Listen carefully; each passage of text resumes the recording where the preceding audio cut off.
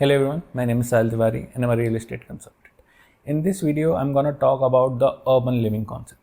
So, there is a concept, especially, in the foreign market, either it's US, Canada, or Australia, New Zealand also. That's quite common there. But in India, you can see that happening in Mumbai city only. That's the closest you have to this urban living concept, right? But that's not the case for that is the case for at the moment, but it won't be the case in the near future. So if you guys want to prepare, that's now is the time to be mentally prepared and be mentally, physically be able to do that also. So the concept of urban living is the minimalistic living, which is living in small homes but having multiple rooms. So earlier what used to happen was we were getting a lot of big houses in terms of 2 BHK of extremely big, 1000 square feet carpet area or super area, more than that for carpet area. These big houses are not a norm now, and in the future it's not going to be the case for majority of living, because the 3 BHK 4 BHK thing is not going to be that much irrelevant. It's going to be a luxury thing, as you can already see in Mumbai also. A lot of people, especially the middle class, will go for 1 BHK, and someone who is doing good, they can definitely go for a 2 BHK. 3 BHK, 4 BHK, 5 BHK, penthouse kind of thing. These kind of things becomes a luxury, and the upper middle class or HNIs, those are the people who are able to afford these kind of things. And this is gonna be soon the case of all the top 7 cities. It's not like it's coming tomorrow or in the next 5 years, but yes, so you're not going to be investing for the term of 5 years or 10 years. You're gonna be investing for a bigger period, which generally I promote, which is like 15 years. That's the rule. Always invest in a real estate for 15 years. But yes, so if you're going for something, I personally, say to invest for 50 years. For that, you have to go for my one. So that's already explained in my previous videos. Do check them out if you haven't. But the point I'm trying to make is here that in the future, minimalistic living will be the goal. As we have already seen, especially in, tier 3 or tier 4 cities, there people have the habit of living in very big spacious houses. A lot of rooms are there, and people have a tendency to hoard a lot of things. They own a lot of things and they create a lot of storage and store them in their houses, which won't be the case in the urban living concept. In urban cities, there will not be enough space, and space will be a luxury. It is already a luxury, but it's going to be a more premium now. And in the later the city goes, the higher the city develops, the premiumness of space will be there, and the concept of minimalistic living will play now. So you won't be able to hoard a lot of things, but now you will be reliant on having sufficient thing for yourself. Earlier, what used to happen was people used to go for a month and get a lot of, hoard a lot of day-to-day daily groceries and all those kind of stuff. Not vegetables, but things like getting a lot of packets of soaps, detergent, day-to-day items, those kind of things. They used to hoard a lot of things, and this will not be the case in the later years, because the rise of quick commerce is also there, especially in the top 6-7 cities. The quick commerce is also there, plus the space won't be there for you to hoard it. So you won't be able to have multiple things. So have a storage fill of your old clothes which you're not going to use. That won't be the case for you or majority of people in the upcoming future. So I'll use an example also to explain you why this won't be working, why this 3 BHK, 4 BHK won't be a good thing in the future. if you're planning to invest. Okay, so let's assume, let me give an example. Let's assume there is a family where there is a father, age of 55, 50 to 55, something here. There is a mother, I mean the husband, the wife, and they have their two kids, right? A son and a daughter. The father, the husband, or the man of the family is like 52 years old. The female is like 50 years old. The the first kid is a boy, which is around 25, 26 years old, and the daughter is like around 22 years old, right? The husband works in they're living some part of a city, right? Assuming, let's forget that, like they're living somewhere in the city. Now, the husband's work office is somewhere around 10 kilometers away from their home, which takes them approx 15 minutes, 20 minutes to travel, either through a two-wheeler or four-wheeler, right? And the wife is a teacher working in a school which is around like 4 or 5 kilometers away from their home, which is like 10 minutes away, 10, 12 minutes away. Now the kid, which is like 26 years old, the boy, is working in a IT company, which is quite far away, because IT parks generally come outskirts of the city, which is like 30 kilometers or 40 kilometers away, which in terms of a big city takes somewhere around 1.5 hours to 2 hours in the peak hours to travel.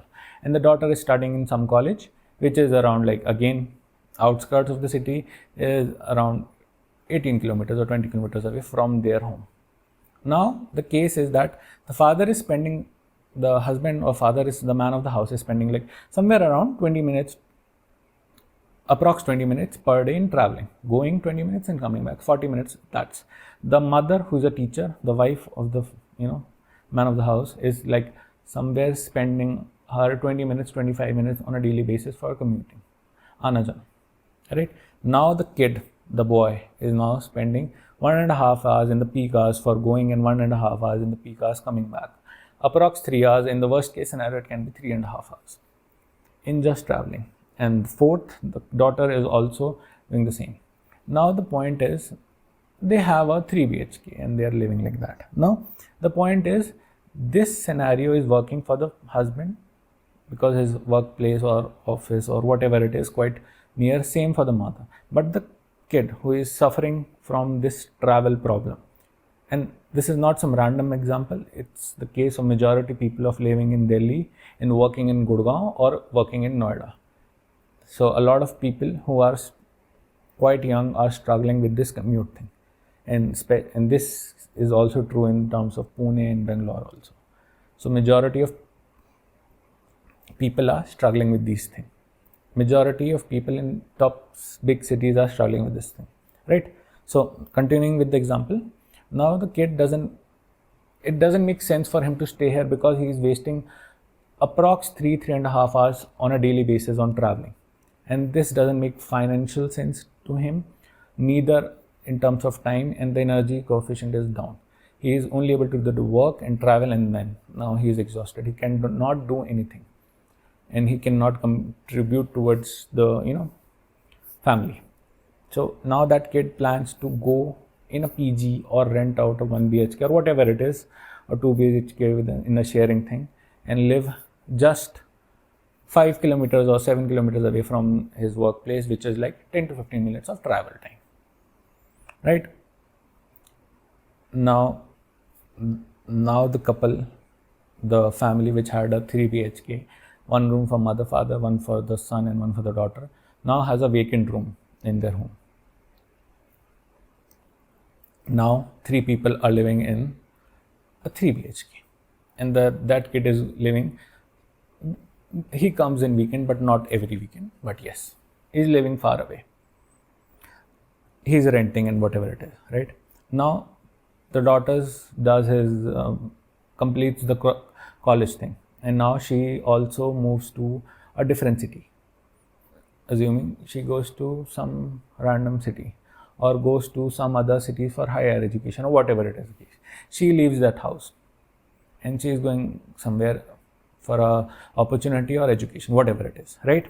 Now the husband wife is living in a 3 BHK, which doesn't make financial sense to them, because the kid is paying their rent, and the other daughter is also paying the rent.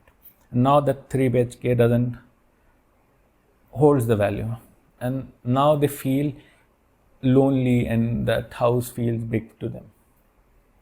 Now, so this is the concept, this is a problem which is faced by a lot of people, and that is why I am teaching you the concept of urban living, because this is going to be a problem for a lot of people, majority of people. A lot of people will be facing these kind of things, and the only way to deal with is to acquire properties which are small in size but have appropriate space. It's not congested, but it is small, and it's not extremely big, but it is effective. It offers a minimalistic living experience.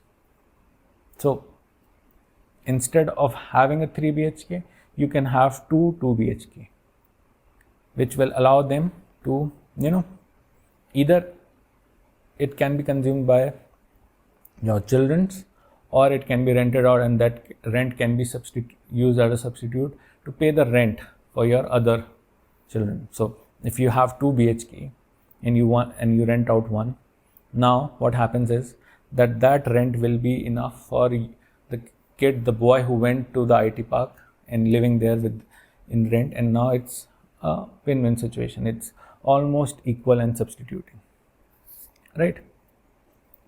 And same thing can be said for the daughter also. Either have another 2 BHK and rent it out, or have a 1 BHK. So this is how the concept of urban living going to work.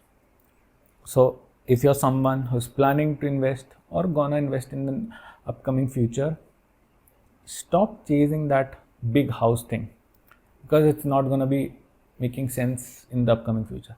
It might feel nice for you in the current moment for a couple of years, but later in the run, it will be a problem, and you won't be able to utilize that home to the full extent of it. And what will you be doing is you will be renting out that 3 BHK to someone and going in a smaller home, so that it doesn't feel too big to handle. So not going for a bigger home. 3 BHK is still fine. I've seen people living in 4 BHK and 5 BHKs, and all the kids are out there, and there is nobody to live with them, and a single couple is living in such a big house, and they're not able to manage it. The cleaning of it, the maintenance of it, a lot of part is not able to manage it. Just thinking that the kids will come someday, yes, they will, but you can adjust for a couple of days.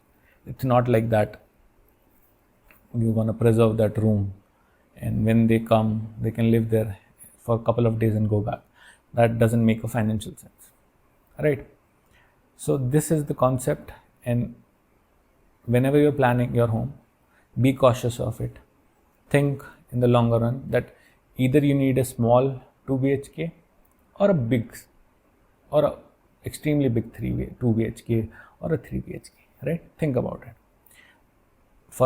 And if you want a real life example, this is the case of Mumbai. In India, currently Mumbai is the only case, and soon it's going to be the case in Gurgaon, Bangalore, and Pune. At least for these cities. Chennai is also somewhere there only, right? So thank you for watching, and see you next time. Bye bye.